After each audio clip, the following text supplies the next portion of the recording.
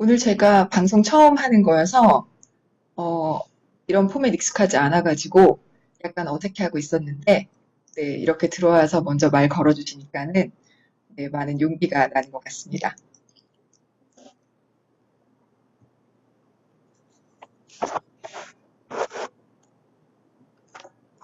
네, 지금부터, 오늘 수업부터 시작해서 앞으로 10주 동안 계속해서 화요일 밤 9시에 수업을 진행하게 됩니다.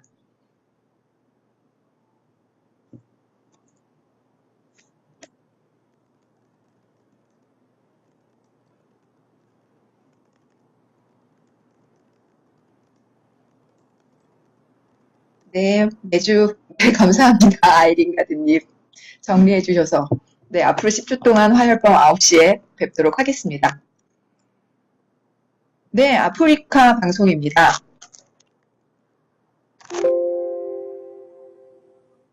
어떤 내용으로 진행되는지 궁금하다고 말씀해 주셨는데, 우리 방송 제목에 있는 것처럼, 돈 얘기를 하게 될 것 같습니다. 네, 그래서, 네, 열혈팬 썸 애플님, 네, 반갑습니다. 네, 그래서 앞으로 돈 얘기, 우리 자본주의 살면서 우리 그 돈을, 아, 그런가요? 좀 증폭이 크게 들리시나요? 여기가 원래 BJ, 우리 아프리카 BJ 전용 스튜디오에서 제가 하고 있는데, 다음부터는 제가 모니터링을 해서 그 부분을 좀 조정을 하도록 하겠습니다. 네, 그래서 우리 수업 어떤 거 내용 얘기하나요? 여쭤보셨는데, 얘기하다가 제가 다른 거 답변 드렸어요. 그래서, 우리 9시 이제 됐으니까는, 본격적으로 수업 조금 있다가 시작하면서 제가 앞으로 10분 동안 어떤 내용 여러분과 얘기할지 말씀드리고, 오늘은 첫 수업이어서, 앞으로 이런 얘기들을 할 것 같다, 이런 것들 아마 제가 좀 더 소개해드리는 수업 시간이 될 것 같습니다. 네, 그러면은 9시 1분이 됐으니까 수업을 시작해볼게요. 네, 안녕하세요. 저는 경영대학과 그리고 경영대학원에서 파이낸스 관련된 과목을 수업하고 있는 김정은이라고 합니다. 네, 원래는 이렇게 이제 여러분들을 오프라인에서 강의실에서 얼굴을 뵈면서만 수업을 해봤었는데 이렇게 저 혼자 컴퓨터 화면을 보고 여러분과 대화창을 통해서 수업을 하니까는 좀 어색하기도 하지만 네, 일단 열심히 한번 해보도록 하겠습니다. 어, 앞으로 10주 동안 매주 화요일 밤 9시에 돈이란 무엇인가에 관련된 주제들을 가지고 수업을 할 건데요. 오늘은 첫 시간이니까 앞으로 어떤 식으로 이 수업들을 진행하게 될지 아마 여러분들이랑 자연스럽게 얘기를 하면서 진행을 하게 될 것 같습니다. 네, 썸애플님 반갑습니다. 주로 직장 위주로 강의하시나 봐요. 그건 아니고요. 저는 대학교에서 학생들 대상으로 강의를 하고 있고요. 그 다음에 우리 대학교에 경영대학원이 있습니다. 네, 그래서 우리 MBA라고 보통 얘기하죠. 그래서 그 MBA에서 파이낸스 관련된 수업을 하고 있습니다. 음, 네, 그러면은 저는 이제 조금 더, 네, 감사합니다. 기대해 주셔서 땡구리 형님. 네, 그러면 저는 좀 더 작아지고 강의 노트를 좀 더 키운 다음에 수업을 시작하겠습니다. 네, 오늘 첫 그 수업 주제로 제목을 뭘로 사면 좋을까? 물론 저희는 이제 자본주의에서 금융, 돈이란 무엇인가에 대한 개념을 정확하게 이해하고 그것들을 잘 여러분들 삶에 행복하게 잘 적용할 수 있게 하는 수업이 본 수업의 목표이긴 한데 그 중에서도 첫 번째 주제 뭘로 잡으면 좋을 것인가 얘기했다가 금리 가지고서는 얘기를 시작을 해봐야 되겠다라고 해서 첫 번째 챕터 주제는 금리 인상으로 잡아봤습니다. 금리 인상, 화면이 너무 작은가요? 여러분들 보이시나요? 예, 그, 제가 오늘 네이버에다가 이제 금리 인상이라고 쳐봤습니다. 아마 여러분들 작년 초부터 되게 많이 우리 한은이 기준금리를 올리면은, 어떻게 하지? 걱정하는 것들에 관련된 기사 정말 많이 나오고 있고, 그 다음에 또 미국이 금리 인상을 하는 것에 대한 기사도 네, 많이 나오고 있습니다. 네, 저도 여러분 여기서 이렇게 대화창에서 뵈니까 더 반갑습니다. 네. 그래서 가장 우리가 작년부터 해서 미국 전 세계적으로 그리고 우리 한국의 기준금리 인상 이게 우리 삶에 되게 많은 영향을 가져올 수 있는 주제여서 그것으로 얘기를 한번 시작을 해보도록 하겠습니다. 자, 첫 번째 여기 나와 있는 신문 기사를 한번 읽어보면은 미국 금리 인상, 그 다음에 한국 가계부채 내강 건드리다 라는 제목으로 지금 올라와 있는데요. 그 다음에 이제 밑에, 네. 아이고, 이게 움직이네요. 네. 자, 그래서 밑에 거를 보시면은 밑에 것도 가계부채 급증, 금리 인상 때는 경제 내관이 되나라는 기사가 올라와 있습니다. 그 다음에 밑에 또 신문기사를 읽어보면은 미국 금리 인상 1,500조 가계부채 관리의 비상이다. 네, 그래서 우리가 이렇게 금리 인상 관련된 걸로 제가 검색을 한번 해보니까 관련된 기사는 다 우리 삶에 되게 걱정을 해야만 하는 것들, 그러니까 가계부채 어떡하지? 걱정거리 기사만 나오고 있습니다. 자, 그러면 우리는 과연 걱정만 해야 될 것인가? 그렇지 않습니다. 우리 강의 제목이 뭐였죠? 네, Don't worry, be happy입니다. 그래서 첫 번째 강의 주제는 우리가 금리 인상 걱정하지 말고 be happy 할 수 있는 방법은 무엇일까? 네, 그래서 우리 자본주의 현재 자본주의 시스템에 대해서 같이 수업을 해보면서 네, 금리 인상에 대해서 걱정하지 말고 be happy 할 수 있는 방법을 한번 여러분과 찾아보도록 하겠습니다. 이 신문 기사는 8월 7일자 신문 기사입니다. 얼마 전에 나온 신문 기사죠. 한번 제목을 같이 한번 여러분 읽어보실래요? KDI가 경제 전문가 다수에게 물어봤는데 경제 전문가들 다수의 의견이 기준금리 인상이 땡땡땡 될 것이다 라는 거를 우리 신문 기사로 잡아놓고 있습니다. 자, 그러면 여러분 생각에는 전문가들이 금리 인상이 빠르게 진행될 거라고 대답을 했을 것 같으신가요? 아니면은 느리게 진행될 것 같다라고 답을 했을 것 같으신가요? 네, 빠르게 이제 신문 기사를 한번 내용을 읽어보신 분들이라면은 눈치를 챌 수 있으셨을 텐데 아직 대화창에 답장을 주시는 분은 없으시네요. 네, 느리게 맞습니다. 네, 우리 썸애플님 학교에 계셨으면은 제가 추가 점수 드린다고 말씀드렸을 텐데. 네, 자, 그래서 느리게 진행될 것 같습니다. 라고 전문가들 다수가 얘기했다고 합니다. 자, 그러면은 이상하죠. 우리는 지금 많은 기사들이 작년 2017년부터 해서 금리 인상 기사가 정말 자주 나오고 있고 그것들이 우리 가계부채 내관을 건드리고 많은 사람들이 힘들게 할 거다라는 거여서 곧 금리 인상이 이루어지는 거 아니야라는 걱정을 정말 많이 하고 있고 또 그것의 주된 영향 중에 하나는 조금 아까 우리가 살펴봤던 것처럼 미국이 금리 인상을 적극적으로 시행할 것 같다 였습니다. 그러면 미국이 금리 인상을 하는 게 왜 우리나라 금리 인상에 영향을 주는지 그리고 우리나라가 금리 인상을 하게 되면은 가계부채에 이제 영향을 주는 건 우리가 쉽게 이해할 수 있는데 그러면은 우리나라는 미국이 금리 인상해서 우리나라도 금리 인상 속도가 빨라질 것처럼 신문 기사가 많이 나왔었는데 지금 많은 전문가들은 왜 그 예측했던 속도보다는 금리 인상 속도가 느려질 것인가 이런 부분들. 그래서 과연 금리라는 거는 어떤 것 때문에 결정이 되는가 이런 것들을 우리 한번 이번 시간을 통해서 알아보도록 하겠습니다. 제가 그런가요? 네, 제가 여러분이랑 만나면서 반갑기도 하고 조금 제가 방송을 처음 하다 보니까는 쑥스러운 마음에 속도가 좀 빨라진 것 같습니다. 그리고 사실은 제가 대학교에서 수업을 할 때도 제 말 속도가 조금 빠르다는 평가가 있었는데 오늘은 조금 더 빨랐던 것 같습니다. 그럼 좀 더 차근차근 천천히 해보도록 할게요. 혹시나 몰입해서 속도가 빨라지게 되면 말씀해 주시고요. 자, 그러면은 신문 기사에서 이제 그 다수의 경제 전문가들이 금리 인상 속도가 조금 더 느릴 것 같다라고 했던 이유를 제가 밑줄을 한번 거놨습니다. 첫 번째 밑줄을 한번 읽어볼게요. 경제 전문가들은 올해 우리 경제가 2.8%의 성장률을 기록한 후에 내년에도 비슷한 수준의 성장세를 유지할 것으로 봤다.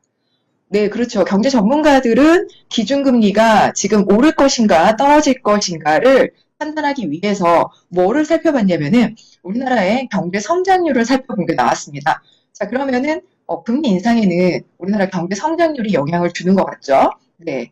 그 다음에 좀 더 자세한 건 제가 뒤에서 말씀드릴 거고요. 그 다음에 그 밑에 두 번째 밑줄 친거 한번 읽어볼게요.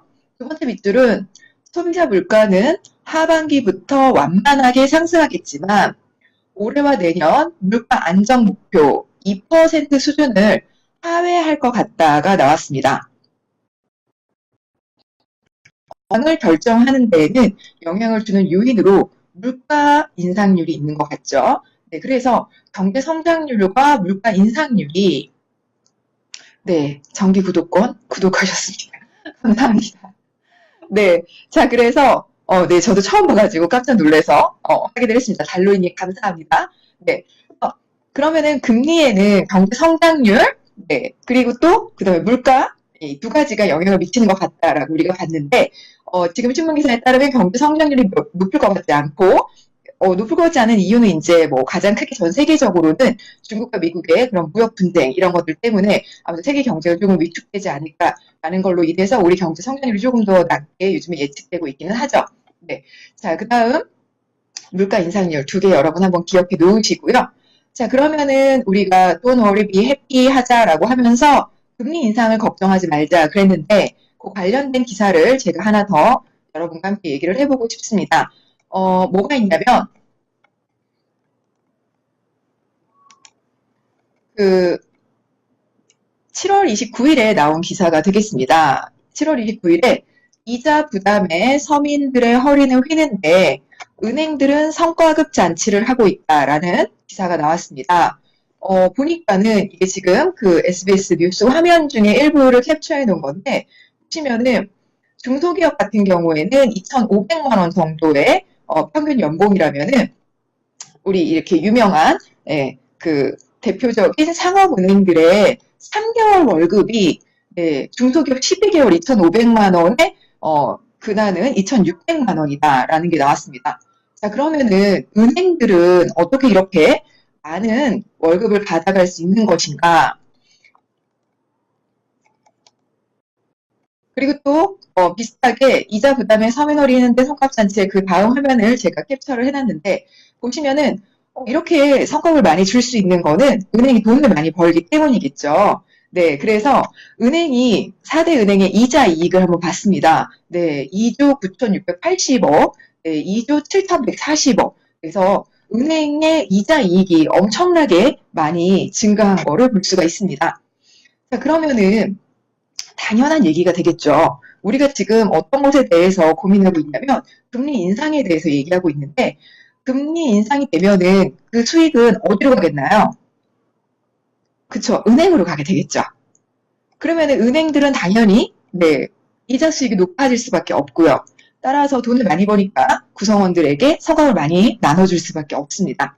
그 다음에 그러면 은행들의 주가는 어떻게 움직였나 한번 보도록 하겠습니다. 우리 경제가 한참 안 좋아서 침체의 끝을 향해 있었을 때, 금리가 매우 낮았을 때, 미국 같은 경우에는 제로 금리 수준이었던 시기죠.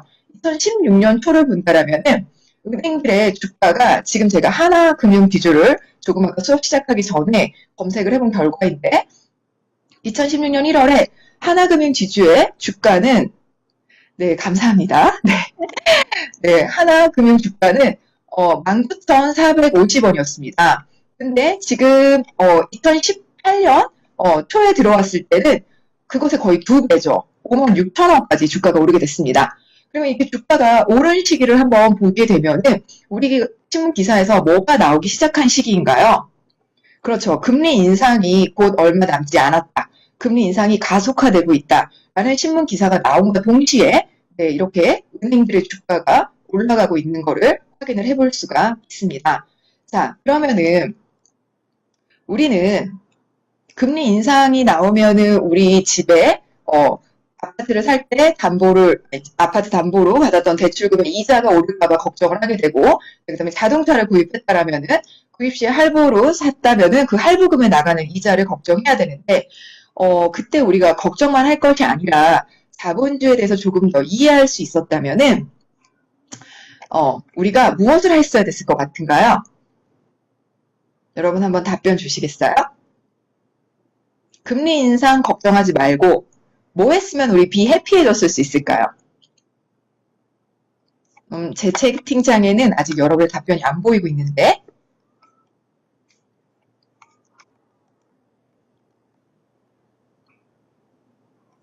네, 그렇죠. 투자입니다. 어떤 게 투자하나요?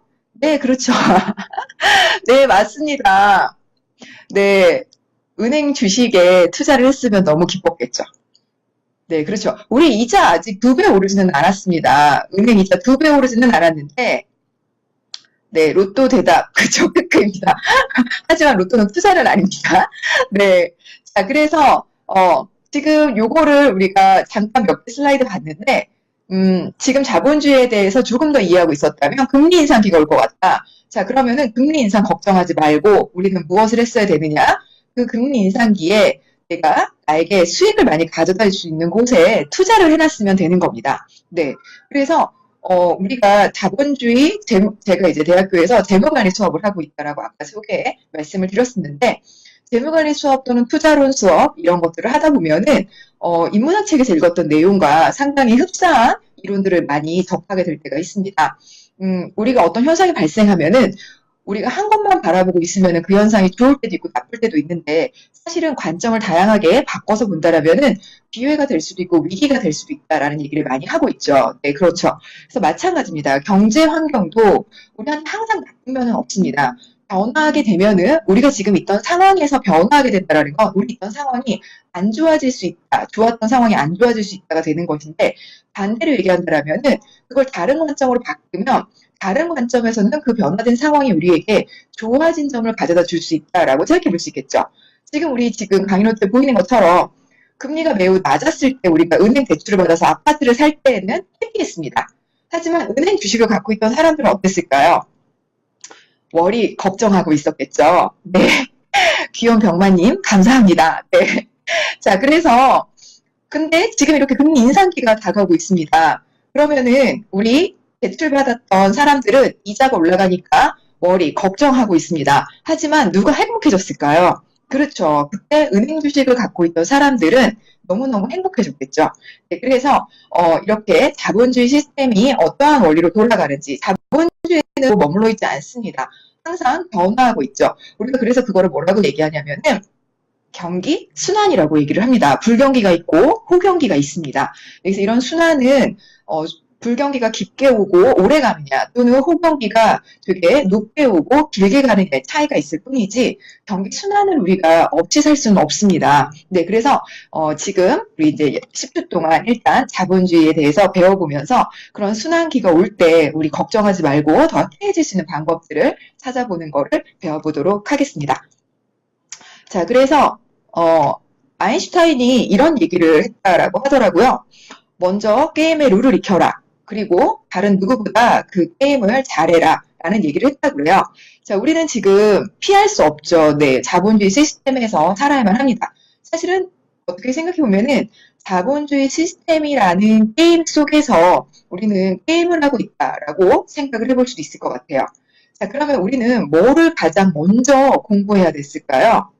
그렇죠. 자본주의의 게임의 룰을 가장 먼저 공부했어야 되겠죠. 네. 그래서 그 룰을 우리 간단하게 아마 기초적인 거겠지만 10주 동안 열심히 배워보도록 하고요.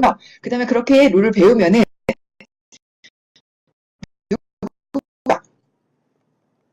네, 그래서 저는 여러분과 좀 더 구체적으로 그 자본주의에서 돈이라는 것을 가지고 얘기를 해보겠습니다. 자본주의에서는 돈이 그 게임의 아이템이잖아요. 네, 그래서 그 아이템을 우리가 어떻게 이용해야 되는지를 잘 알려면 뭐를 알아야 될까요?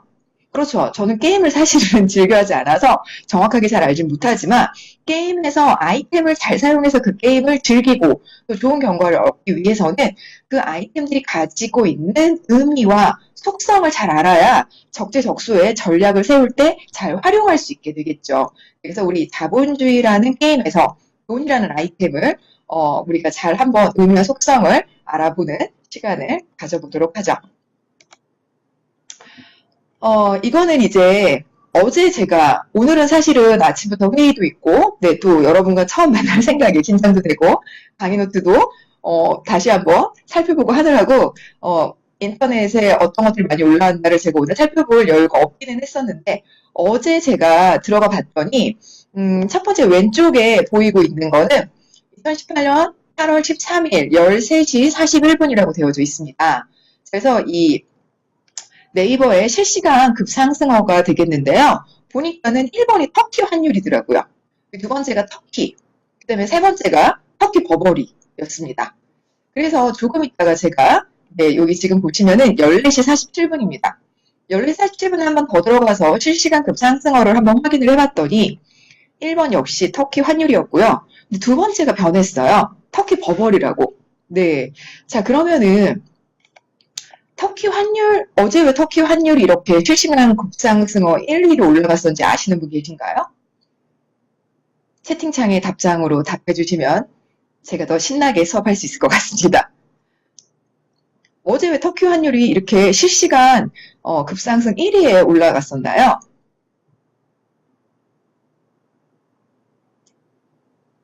네, 맞습니다. 우리 귀염병만님 오늘 수업에 우등생으로 등극하셨습니다. 네, 네, 맞습니다. 터키의 리라화가 가치가 폭락을 했었습니다. 네, 네, 그리고 이제 그 터키 돈의 가치가 폭락을 한다는, 네, 맞습니다. 지금 우리 땡구리 형님이 천조국의 반환을 했기 때문에 되게 과격한 표현으로 답장을 주셨는데, 네, 우리 천조국은 누구, 어느 나라를 가리키는 건가요? 네, 그렇죠. 미국을 가리키는 겁니다. 왜 미국의 닉네임이 천조국이 됐냐면은, 미국은 국가 부채가 천조입니다.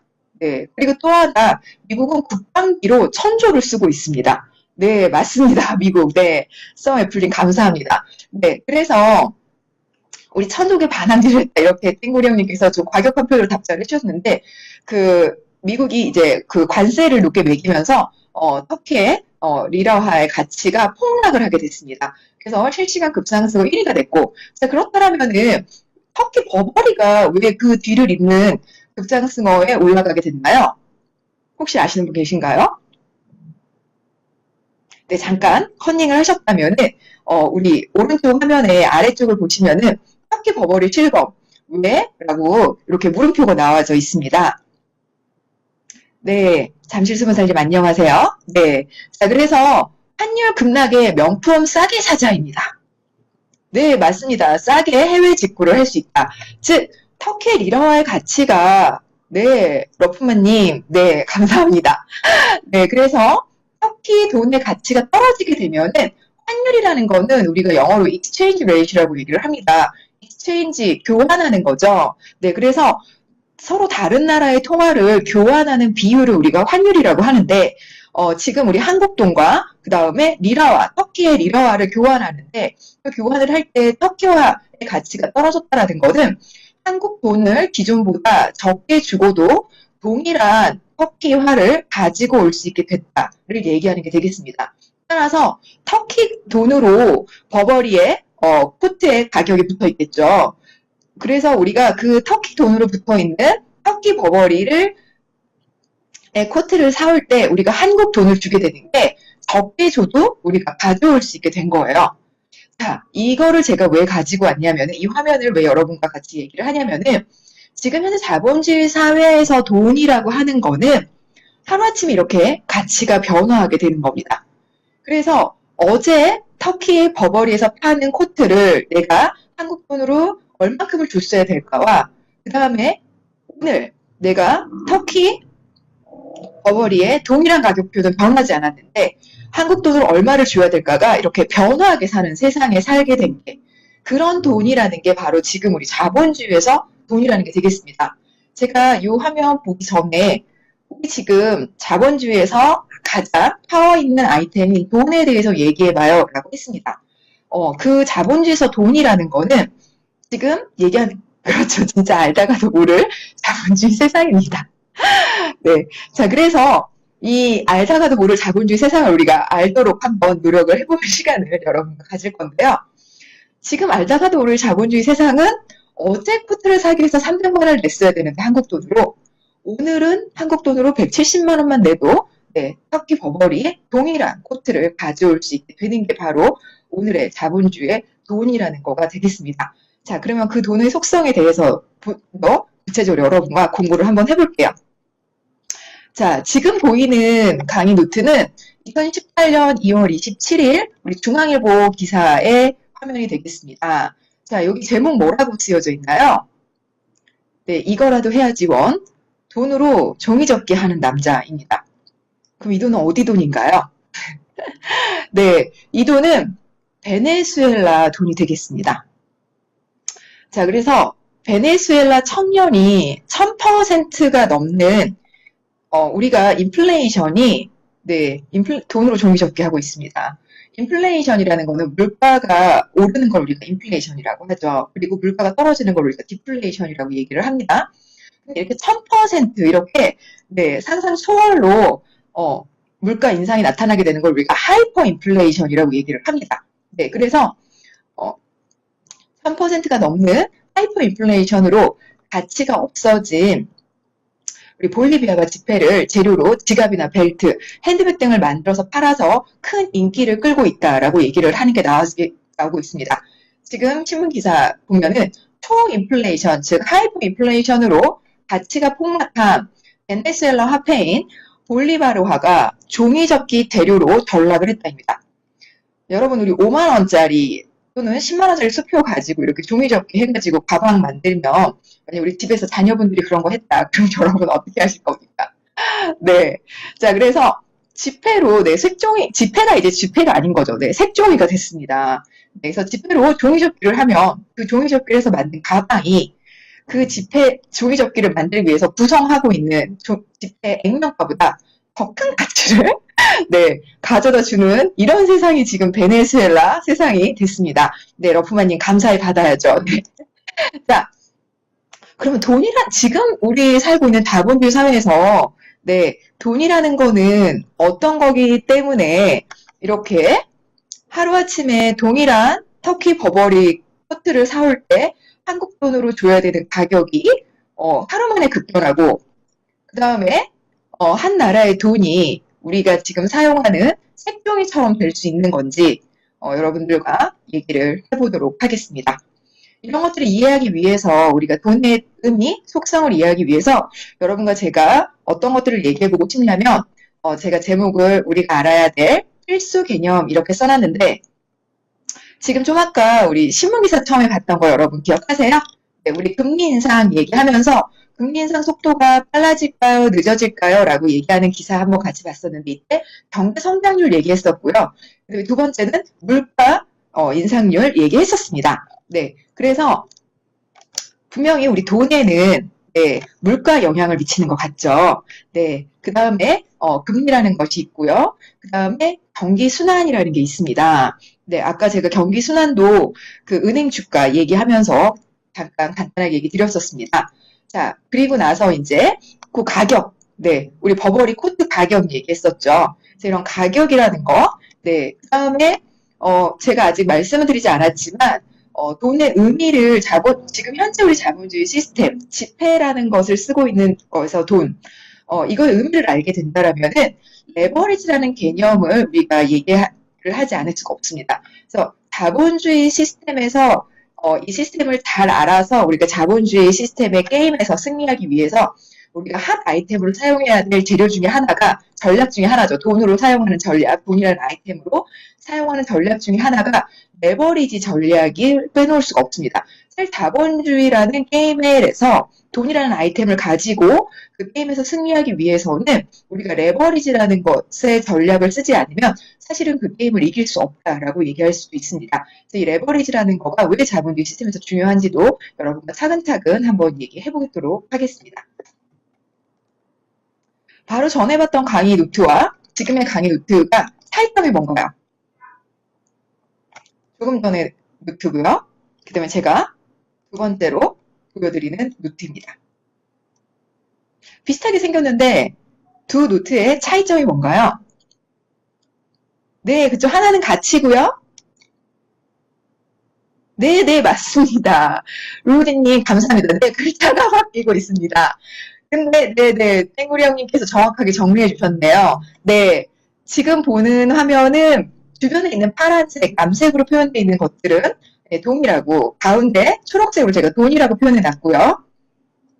그 다음에 바뀐 화면, 네, 가운데 변하고 있죠. 바뀐 화면은 주변에 있는 네, 파란색 글씨는 동이라고 가운데 있는 글씨가 가치라는 걸로 바뀌었습니다. 네, 맞습니다. 네, 그래서 그러면은 제가 돈이라는 걸 표현했을 때는 초록색으로 표현했었고요. 네, 그 다음에 는 제가 붉은색으로 표현을 했습니다. 돈을 초록색으로 표현한 이유는 뭐 여러 가지가 있습니다. 우리 수업의 그 배너 화면이 네, 바탕 아이템 색이 지금 초록색이어서 제가 초록색으로 한 것도 있고요. 근데 또 왜 초록색으로 했을까요? 사실 요즘에 뭐 돈 10,000원으로 할 게 별로 없다 이렇게 얘기하고 있기는 하지만 어쨌든 돈 하면은 가장 대표적으로 떠오르는 거는 10,000원짜리인 것 같아요. 네, 맞습니다. 배추님. 네, 러프만님 맞습니다. 달러도 초록색입니다. 네, 그래서 제가 돈을 네 초록색으로 한번 표현을 해봤고요. 그 다음에 가치 네, 이건 제가 붉은색으로 표현했습니다. 왜 제가 붉은색으로 표현했을 것 같으신가요? 왜 가치는 붉은색으로 표현했을까요? 이거는 아까 초록색 분이네요. 주가 상승, 네. 주가 상승 위험해서, 중요해서, 네. 영사일구님, 네, 하이 강님, 네, 맞습니다. 물론 다양하게 해석할 수 있으니까, 네, 가치, 임팩트, 네, 네, 뭐 여러 가지 있는데, 먼저 올라갔지만, 잠깐, 네, 빨간 줄짝, 네, 러프만이 어떻게 저의 마음을 이렇게 정확하게 읽으셨습니까? 네, 우리 귀염 병마님 정말 귀염하십니다. 네, 지금 답도 되게 열심히 해주고 계셔서 오늘 우등생으로 등극하셨는데, 우리 귀염 병님 아까 주가 상승 빨간색 이렇게 해서 주가 상승 빨간색에서 제가 가치 이렇게 얘기했는데, 사실 주가 상승은 주식의 가치는 아닙니다. 제가 좀 이따가도 강조드릴 부분인데, 주가는 주식의 가격입니다. 네, 그래서 우리는 주식의 가격과 그 다음에 주식의 가치를 구분하는 힘을 가진 사람이 바로 워렌 버핏 같은 성공한 투자자가 되는 거고요. 저도 주가와 주식의 가치를 구별하는 안목을 갖고자 하는 게 네, 저의 목표가 되겠습니다. 자, 그 다음에 위험에서도 맞습니다. 네, 그 다음에 빨간 줄자, 그 다음에 뭐 가치 중요해서 이렇게 답장 주셨는데 봉색도 맞네요. 네. 네. 네, 귀여운 불가님. 아, 네. 자, 그래서 가치는 사실 제가 가장 중요하게 생각하는 개념입니다. 제가 재무관리 수업을 하면 첫 시간에 얘기를 하는 게 있는데 저와 이제 재무관리 수업 시간에 만약에 만난 분들이 있다라면은 우리 재무관리 목표 제가 뭐라고 얘기했는지 혹시 기억나십니까? 기업이 재무관리를 할 때 재무관리 왜 하나? 네, 나라랑 돈의 가치가 가장 중요해서요. 네, 그렇죠. 기업의 재무 관리 목표는 기업의 가치를 극대화하기 위함이다라고 제가 얘기를 합니다. 네, 맞습니다. 주주 가치의 극대화입니다. 자, 그래서 기업 가치 극대화는 결국에는 주주 가치 극대화입니다. 네, 우리 가치, 네, 가치를 배워보아요. 네, 귀여운 병마님. 네, 자, 그래서 재무 관리를 제가 전공하고 있기 때문에 제가 가장 좋아하는 단어는 value, 가치가 되겠고요. 그다음에 자본주의에서는 사실은 이 가치를 극대화하는 사람이 네, 우리가 소위 얘기하는 부자가 되는 게 되겠습니다. 자, 그럼 이 가치는 어떻게 만들어지는 것인가, 이번 자본주의 시스템에서. 그다음에 우리는 사실은 돈을 더 중요하게 생각했는데 돈을 더 중요하게 생각하지 말고 돈은 아이템일 뿐입니다. 우리가 자본주의라는 게임에서 이긴 사람은 가치를 가장 많이 쌓은 사람이 되겠습니다. 그래서 여러분은 어떤 것에 가치가 있다고 생각하시는지, 또 여러분 인생에서는 무엇을 가치 있다고 생각하시는지 고민하는 게 돈을 생각하는 것보다 훨씬 더 자본주의에서 성공할 수 있는 길이다. 라고 일단 결론을 먼저 말씀드리고 수업 시간에 내내 걸쳐서 제가 항상 강조하면서 왜 그런가에 대해서 풀어나가도록 하겠습니다. 보면은 아까 네, 우리 안 망하려고 네, 맞습니다. 가치가 플러스가 돼야 망하지 않는 겁니다. 가치가 마이너스가 되면 망하는 겁니다. 요즘에 자영업자들이 폐업이 급증하고 있다라는 신문기사 너무 많이 나오고 있고 저도 그런 기사들을 볼 때마다 상당히 많이 속이 상한데 자, 자영업자들이 망하는 이유 뭐 이렇게 얘기하면서 뭐라고 얘기하나요? 네, 뭐 편의점 또는 카페 또는 뭐 치킨집 많은 것들을 얘기하면서 그렇게 장사를 뭐 인건비라든지 또는 은행에 대출을 받았다면 이자도 내지 못하기 때문에 우리가 망하게 된다라고 얘기를 하는데요. 사실 그게 뭐냐면은 우리가 벌어들이는 것에서 나가는 비용을 뺀 게 바로 가치가 되는 겁니다. 근데 사실 우리가 일반적으로 알고 있는 것과 조금 다른데 제가 구체적인 거는 뒤에 강의 노트 보면서 한 번 더 얘기 드리도록 할게요. 결국에는 구분해야 될 것은 가격을 구분하지 말고 우리는 가치를 구분해야 된다. 먼저 정의부터 말씀드리고 넘어가도록 하겠습니다. 네, 우리가 지금 살고 있는 자본주의 사회에서 돈은 어떤 게 돈인가요? 아까 제가 돈 초록색, 네, 배추님, 뭐 세종대왕, 네, 달러, 뭐 다양하게 답 주셨는데 초록색, 네, 지폐입니다. 지폐인데 그 지폐를 돈으로 쓰기 전에 아주 옛날에는 우리가 돈이라는 것의 역할을 했던 게 조개 껍데기가 있었습니다. 네. 그 다음에 그 조개 껍데기에서 진화를 해서 물물 교환 이제 하게 됐었고요. 그러다가 이제 지폐, 동전, 금속 화폐가 생기게 됐습니다. 자, 그런데 이제 금속화폐, 우리 금화 이런 거 사용하지 않고 요즘에는 다 지폐를 사용하고 있습니다. 그리고 사실 요즘에 지폐도 여러분 별로 사용 안 하시죠? 네, 여러분 돈 하면 가장 먼저 사실 지폐보다 요즘 더 먼저 생각나는 게 뭐가 있으신가요? 무엇을 살 때, 사실은 지폐 돈보다 더 많이 생각나는 게 뭔가요? 무엇을 구매할 때. 네, 나라로 함툴림. 네, 맞습니다. 카드입니다. 그리고 또 요즘에는 그 실물 카드 말고, 네, 맞습니다. 무슨 페이, 네, 삼성페이. 네, 맞습니다. 저도 요즘에는, 카드도 들고 다니지 않습니다. 네, 저도 요즘에 삼성페이, 제가 삼성페이, 삼성, 핸드폰으로 작년에 바꿨는데, 거기 이제 삼성페이를 입력하게 돼 있더라고요. 한번 입력해 봤더니, 저는 원래 사실 신용카드는 다른 카드사의 카드를 썼었는데, 참 이게 무섭습니다. 네, 그래서 요즘에 삼성페이로 결제를 대부분 많이 하고 있습니다. 네. 자, 그래서 요즘에는 우리는 사실은 지폐도 사용하지 않고 신용카드를 사용한다라거나 심지어는 그렇게 눈에 보이는 신용카드가 아닌 스마트폰에 내장되어져 있는 어떠한 페이드를 사용하면서 우리가 물건을 구입하고 있습니다. 자, 그래서 지금 우리는 그래도 여러분 월급 받을 때 어떻게 받으시나요? 저는 지금 이제 졸업을 하고, 네, 일을 하게 되면서 월급을 받을 때 한 번도 종이 돈에 봉투에 든 거를 받아본 적이 없습니다. 하지만 저는 월급을 항상 받고 있습니다. 네, 월급 어떻게 받나요? 네, 통장으로. 네, 통장에 들어가 보면은 숫자가 적혀져 있습니다. 그럼 우리는 뭐라고 생각하나요? 네, 월급이 입금됐다라고 생각을 하고 있죠. 네, 월급 받고 싶어요. 네. 숫자요. 네네네. 자, 그래서 우리는 결제를 할 때에도 스마트폰에 숫자가 신용카드 내역에 얼마를 사용했습니다라고 나오게 되면은 아, 내가 사용했구나라고 결제했구나라고 생각하고 있고 그다음에 우리가 월급을 받거나 어떤 일을 해주고 대가를 받을 때도 통장 계좌번호를 주고 그 통장에 확인을 해봤을 때 통장에 숫자가 적혀져 있으면 아, 내가 돈이 들어왔구나. 난 이만큼의 돈을 가지고 있구나라고 생각을 합니다. 그런데 저는 이제 처음에는 오프라인 통장에 이제 가지고 가서 확인했던 적이 있었습니다. 대학교 때는. 지금은 이제 통장조차도 없습니다. 여러분은 그런 월급 통장에 적혀 있는 거 뭘로 확인하시나요? 어떻게 확인하시나요? 통장에 입금됐습니다. 어떻게 확인하시나요, 요즘에?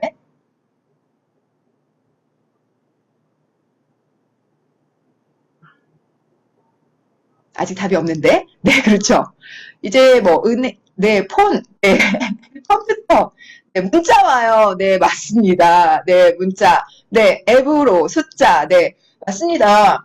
요즘의 돈은 이제 지폐 시스템을 떠나서 우리는 숫자로 생각을 하고 있습니다. 내 통장에 우리가 스마트폰이나 앱으로 확인을 해봤는데 얼마가 적혀 있다. 그러면 우리는 그만큼의 현금, 돈을 가지고 있다. 나의 자산이 그만큼 있다라고 생각을 하고 있고 그 다음에 카드로 결제를 해서 숫자가 날아오면 아, 우리는 이만큼의 돈을 썼다. 내 통장에서 내 현금 보유액이 그만큼 마이너스가 되는구나라고 생각을 하고 살고 있습니다.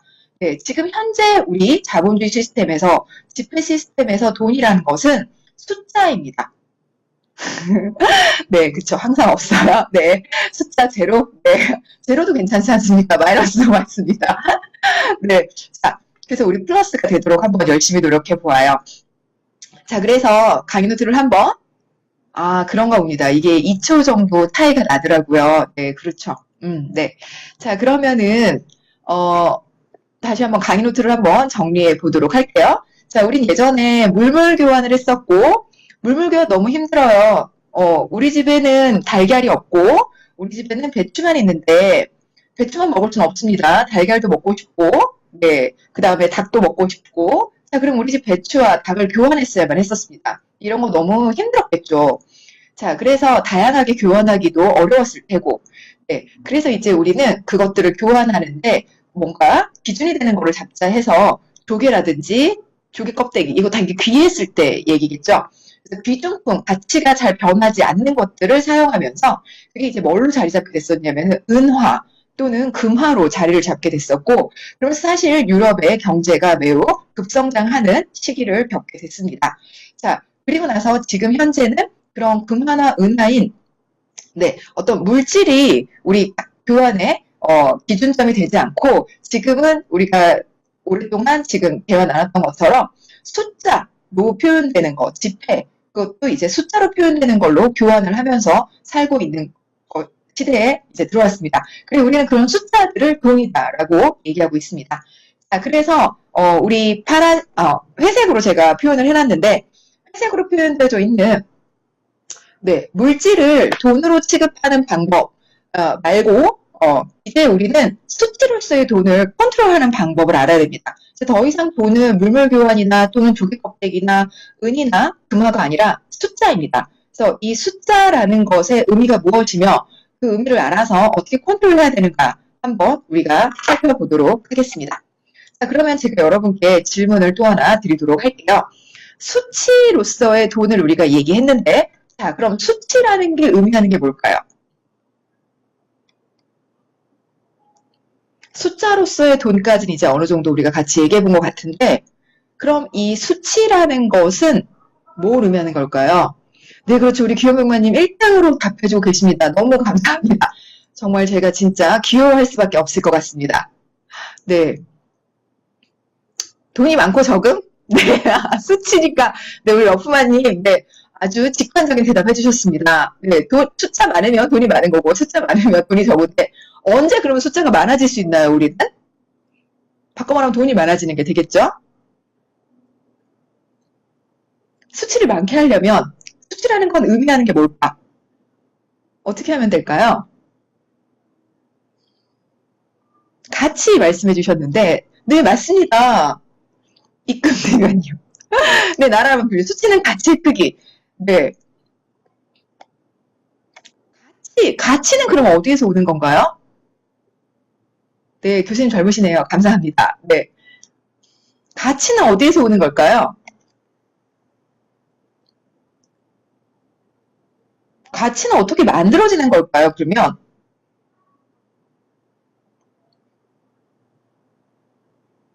제가 너무 질문 많이 하나요? 사실은 저 혼자 떠들면은 여러분 별로 의미 없습니다. 네. 그래서 여러분이랑 같이 얘기하는 수업하고 싶어서 질문을 많이 드리고 있어요. 가치는 사람들이 생각하는 기준에 따라서 달라지지 않나요? 우리 땡구리 형이 대답해 주셨습니다. 네, 맞습니다. 우리 러프마님 수요와 공급이요. 우리 같이 만들어요. 네, 내가 그것을 얻기 위해서 상대적으로 제한할 시간을 포기하게 하는 거. 네, 네, 다 근접한 답변입니다.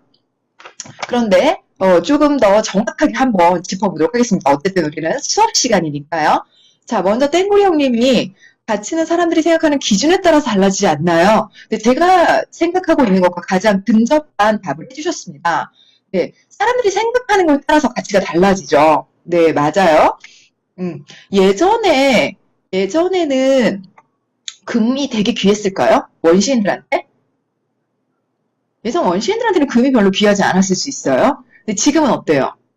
금이 매우 귀해졌습니다. 네, 그래서 어떤 것들의 가치는 사실 절대적으로 존재하는 건 아니고 사람들이 생각하는 기준에 따라서 바뀌는 게 되겠죠. 네, 맞습니다. 그래서 가치는 사실 결론을 말씀드리면은 우리가 믿는 거라고 얘기를 드릴 수 있습니다. 그 다음에 우리 러프마님 수요와 공급 이유 얘기해 주셨습니다. 우리 러프마님도 우등생이신데 수요와 공급으로 만드는 거는 아까 제가 잠깐 우리 기현병마님이 주가 얘기해 주셨을 때 말씀드렸는데 주가는 주식의 가격이에요. 그래서 우리 주식의 가치와는 조금 달라요. 이렇게 얘기 드렸는데 러프마님이 얘기해 주신 수요와 공급은 결정하는 건 가치가 아니라 가격을 결정하는 게 되겠습니다. 네, 그래서 우리가 사실 가격이 어떻게 결정되는가와 그 다음에 가치가 어떻게 결정되는가를 구별하면 자본주의 시스템에서 승리할 수 있다. 이렇게 제가 결론부터 말씀드렸었는데 가격은 수요와 공급으로 결정이 되는 거고요. 가치는 우리의 믿음으로 결정이 되는 게 되겠습니다. 네, 나라라 밤톨님, 내가 그것을 얻기 위해서 상대적으로 제한한 시간을 포기하게 하는 건 말씀해 주셨는데, 네, 맞습니다. 원래 사실은 이렇게 해서 교환을 해야 공정한 가치의 교환이 이루어지게 되는 것이죠. 네, 그런데 이게 마르크스가 얘기했던 것과도 일맥상통하는 부분이 있는 얘기인데 지금 자본주의 시스템들이 불공평한 시스템이다라고 생각을 하고 억울하다라는 마음을 좀 많이 가질 수밖에 없게 된 것들이 사실은 이러한 투입된 노력 대비 교환에 갈 수 있는 가치가 공정하게 좀 형성되지 않는 시스템이 있습니다. 네, 그래서 그 부분들이 사실은 우리 자본주의 시스템이 더 발전하기 위해서 해결해야 될 부분이고요. 네, 러프만님 울지 마시고요. 네. 자, 그러면은 수치가 의미하는 거 정답 찾았으니까 한번 확인해 볼게요. 네, 수치가 의미하는 건 제가 아까 말씀드렸죠. 가치라고. 네, 그럼 가치란 어떻게 결정되냐? 절대 불변의 것들이 있는 것은 아니고 우리가 믿는 걸로 만들어진다라고 얘기를 했었고요. 우리가 믿는 것을 조금 더 다른 단어로 표현해 본다라면은 네, 나인이 네, 크기다라고 볼 수가 있겠습니다. 믿음의 크기 바꿔 말하면 신용의 크기다라고 얘기할 수 있습니다. 자, 그러면 정리해 볼게요. 아까 수치가 많으면 수치란 의미하는 게 뭐예요? 돈이에요. 돈이 많다는 거예요. 이렇게 대답해 주신 분 계셨었는데 네, 맞습니다. 우리 돈이 많았으면 좋겠죠. 통장에 적혀져 있는 수치가 많았으면 좋겠어요. 자, 그럼 그 수치를 증가시키는 방법은 결국에는 가치를 많이 만들어내면 된다라고 얘기를 했었는데 그러면 그 가치를 어떻게 많이 만들어내면 그 수치가 따라오는 것이냐? 결국에 가치는 신용이다라고 바꿔 말할 수 있다라고 지금 우리가 얘기하고 있죠.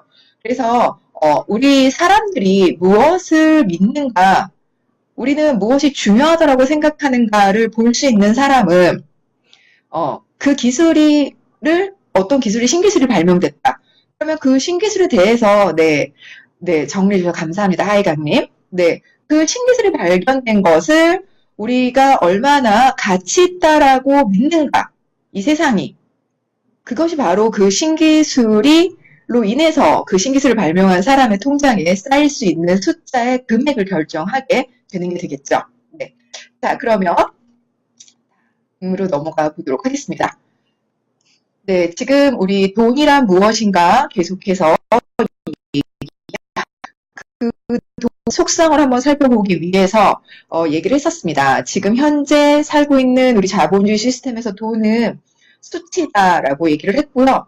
자, 그러면 이 수치로 적혀있는 우리 월급 받을 때 그냥 통장에 입금되면 내가 돈을 가지게 됐다라고 생각하게 되는 이 자본주의 시스템에서의 돈은 어떻게 만들어지는 것인지, 숫자로서의 돈은 이 세상에 어떻게 태어나는지 여러분과 좀 더 자세하게 한번 정리해 보도록 하겠습니다. 벌써 9시 46분이네요. 네.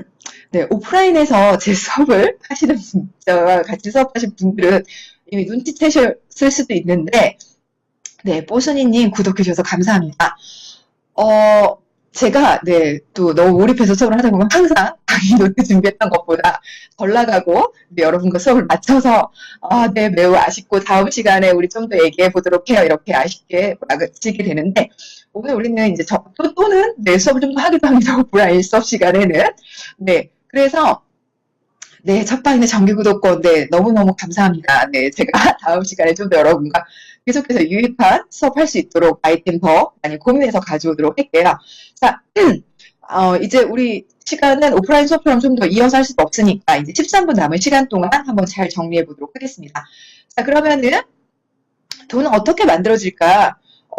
네, 신용창구를 통해서 만들어진다. 먼저 결론부터 제가, 네, 모두보다 늘 덜 나가지만 내용은 더욱더 풍성하죠. 나라라 반풀링 감사합니다.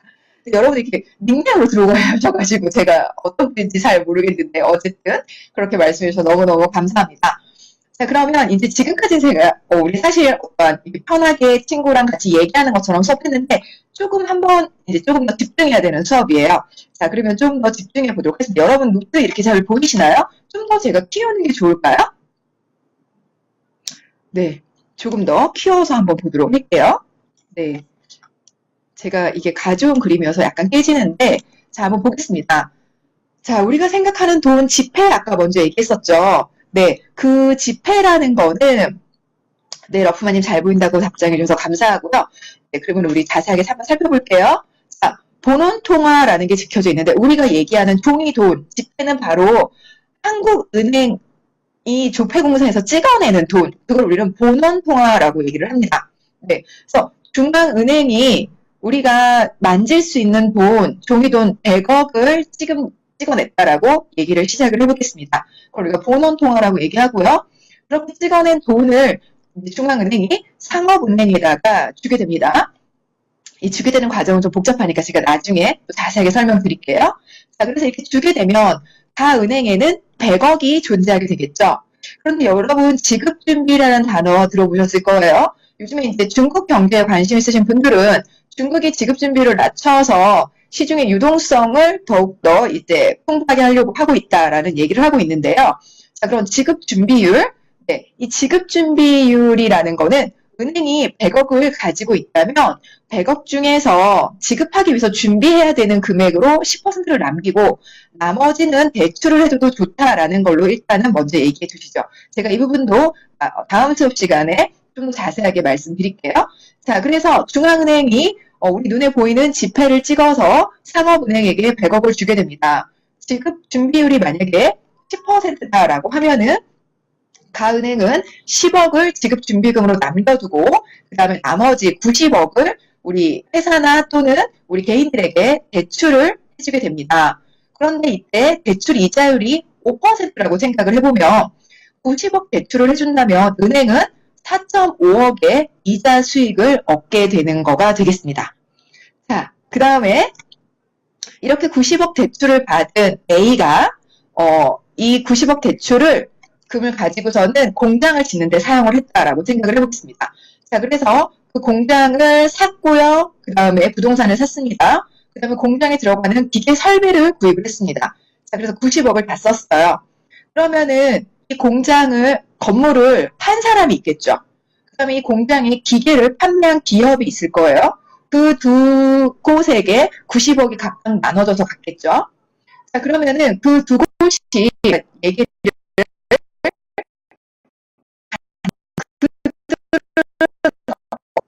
은행으로 입금돼요. 네, 그렇죠. 그래서 건물주와 그 다음에 그 기계를 납품한 기업과의 은행은 나은행이었다고 얘기를 해보죠. 생각을 해보죠. 자, 그러면 나은행으로 어떻게 됐을까요? A가 받았던 대출금 90억이 입금이 됐겠죠. 네, 그래서 두 번째 연두색에 있는 나은행에 90억이 입금되었습니다. 될 거예요. 네, 그래서 그렇게 문자가 가겠죠. 그러면은 우리 건물주와 그 다음에 기계 부품을 납부한 기업은 나는 두 사람을 합쳐서 90억이 있어 라고 생각을 하게 될 겁니다. 자, 그 다음에 나은행엔 90억이 지금 들어와 있는 상태이면 지급준비율 10% 9억을 남겨두고 그 다음에 나은행은 나머지 90%인 81억을 B라는 다른 사람에게 대출을 해줄 수가 있습니다. 우리가 얘기를 빨리 그 다음에 설비를 구입했다라고 생각을 합니다. 그리고 B에게 건물을 팔고 기계 설비를 납품한 건물주와 기업가가 거래하는 은행이 다은행이었다라고 생각을 해보면 다은행이 어떻게 됐을까요? 그렇죠. 81억이 입금되었습니다. 자, 그러면 다은행은 지급준비율 8.1억을 남기고 90%인 72.9억을 C에게 또 대출을 해주게 되는 프로세스를 가지고 가게 됩니다. 이런 것들이 계속해서 반복이 되게 되겠죠. 자, 그러면은 A에게 대출을 해줬던 90억으로 이자 수익 4.5억이 나온다 얘기했었고 B에게 대출해줬던 81억에서 이자 5% 4.05억의 이자 수익이 은행에게 가게 되겠죠. 그리고 다은행은 대출금 72.9억의 5%인 3.65억 원이 다은행의 이자 수익으로 들어가게 되겠습니다. 자, 그러면 이제 이 프로세스를 통해서 보면은 중앙은행은 처음에 우리 눈에 보이는 러프만님 별풍선 55개 선물. 제가 혹시나 지금 수업하느라고 집중해서 제가 대화창에서 별풍선을 못 봤을 수 있는데 일단 제가 처음에 본 게 러프만님이어서 일단 감사 말씀드리고 우리 나인님도 이어서 50개 선물 너무너무 감사합니다. 네, 자, 그 다음에 미처 제가 못 봤으면은 네, 별풍선 알려주신 분들 너무너무 감사합니다. 자, 그럼 다시 강의로 돌아가서 한번 네, 정리해보도록 하겠습니다. 네, 정리해보면 중앙은행이 찍은 돈이 우리가 지금 보고 있는 파란색 만원짜리 돈 100억입니다. 그게 가은행에 처음에 들어간 건데 자, 보면은 A에게 건물을 팔았던 사람, B에게 건물을 팔았던 사람, C에게 A와 B에게 건물을 팔았던 사람들은 그리고 A와 B에게 기계를 납품했던 사람들은 각각 자신들이 금액들이 90억, 81억이 있다라고 지금 생각하고 살고 있죠. 그럼 그 사람들도 돈이 있는 거죠. 90억과 81억이. 이렇게 정리를 해보면은 각각은 100억이라는 돈이 있고 90억이라는 돈이 있고 81억이라는 돈이 있다라고 생각하고 살고 있습니다. 통장에 찍혀 있으니까. 그런데 우리 한국은행이 찍어준 종이돈은 얼마밖에 없나요? 한국은행이 찍어준 종이돈은 얼마밖에 없나요? 네, 2초 차이 나서 아직 답장이 저한테는 안 보이고 있는 것 같습니다. 한국은행이 찍은 돈은 100억밖에 없는데 우리가 돈이 있다라고 생각하고 있는 것은 90억, 81억, 79억, 72.9억. 네. 자, 그래서 보면은, 네. 우리는 100억이 있고, 그 다음에 90억이 있고, 81억이, 우리 연두색 한번 봐보세요. 네. 자, 그러면은, 우리는 100억이 있고, 90억이 있고, 81억이 있다. 우리 아까 얘기할 때 그랬잖아요. 은행에 통장에 찍혀져 있는 게 제가 돈이 있다고 생각해요. 네, 그쵸. 우리는 100억, 90억, 81억이 있다고 생각합니다. 이게 바로 밑에 쓰여져 있던 신용 100억 중앙은행이 먼저 종이돈을 찍어주면 그 100억에 0.9, 90억, 그 100억에 0.9에 0.9, 81억. 네. 이렇게 해서 그 돈들이 계속해서 통장에 찍혀있게 됩니다. 우리는 그게 돈이 있다라고 생각을 하고 살고 있죠. 그래서 이게 무한 반복된다라면은 신용창조 금액의 합은 1000억이 되게 되겠습니다. 네, 맞습니다. 하이강님 말씀해주신 것처럼 한국은행이 종이돈으로 100억을 찍어준 것보다 우리 실제 사람들이 돈이 있어요라고 생각하는 것은 그 찍어진 100억으로 파생된 1000억이 있다라고 생각하는 세상을 살고 있습니다. 즉 우리는 실제로 종이돈이 아닌 숫자로 적혀있는 게 돈이다라고 생각하고 살고 있다라는 것을 지금 제가 신용창조 총액이라는 걸로 정리를 해서 한번 얘기를 해봤습니다. 그리고 대출금 총액 역시 합쳐보면 1000억이 되겠습니다. 그리고 그런 계속해서 숫자들로 인해서 만들어진 돈이 바로 신용창조액인 건데요. 그 신용창조액, 숫자들로 만들어진 돈은 어떻게 만들어지게 됐나요? 대답해 주실 분. 어떻게 해서 90억이 만들어지고 81억이 만들어졌나요? 나은행과 다은행에.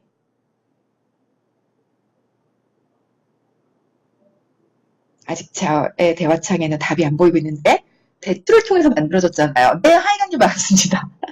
네, 대출을 통해서 만들어졌죠. 가은행이, 네, 100억을 가지고 있다가 A한테 90억을 대출해줬기 때문에 그 A가 90억을 다시 쓴 돈이 그들의 거래처 은행에 나은행에 입금하게 됐기 때문입니다. 네. 그리고 나은행은 이 90억을 가지고 또 81억을 B에게 대출해줬고 그 81억이 다은행으로 입금되었기 때문인 거죠.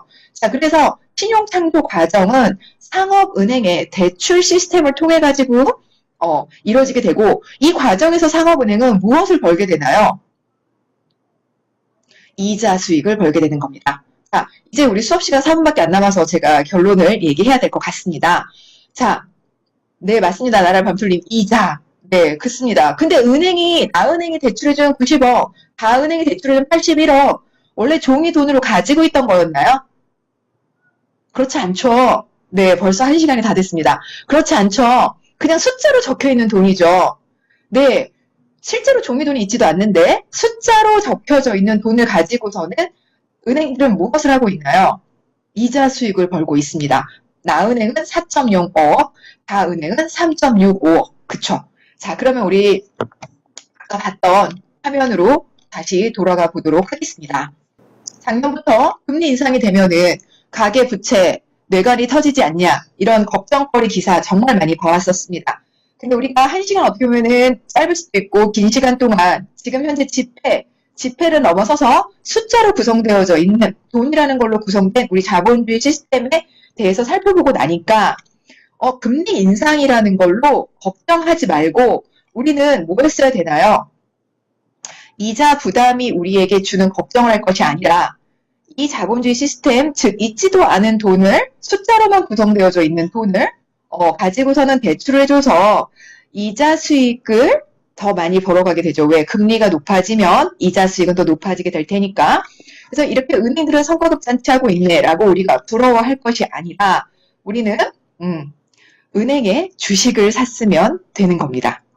그쵸? 네, 아직 금리는 2배 오르지 않았지만 은행 주가는 2배 가까이 오른 걸 우리가 아까 화면에서 확인해 봤었잖아요. 네, 그래서 벌써 이제 9시 58분이 돼서 여러분이랑 이제 마무리 를 해야 될 것 같습니다. 자, 오늘 이제 여러분들이랑 돈에 대해서 앞으로 오늘 벌써 한 번 했고 이제 9번 남았는데요. 돈에 대해서 얘기할 거예요. 라고 말씀드렸는데 오늘은 금리 인상, 돈 워리 걱정하지 말고 비 해피 할 수 있는 방법, 자본주의 시스템을 이해하면 알 수 있어요. 가지고서는 자본주의 시스템에 대해서 한번 얘기를 해봤습니다.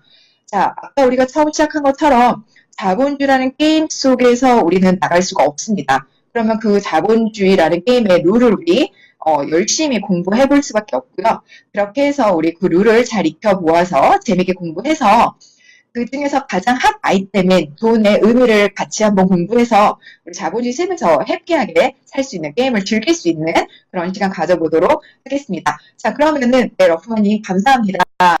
호순이님 감사합니다. 네, 제가 그래서 다음 시간에는 더욱더 유쾌하고, 그 다음에 재미있고, 그 다음에 우리 자본주의 시스템을 이해할 수 있는 아이템 가지고 여러분들 만나도록 하겠습니다. 네, 오늘 첫 방송인데 이렇게 열심히 대화창 해주시고, 별풍선 날려주시고, 네, 수업 재밌게 들어주셔서 감사합니다.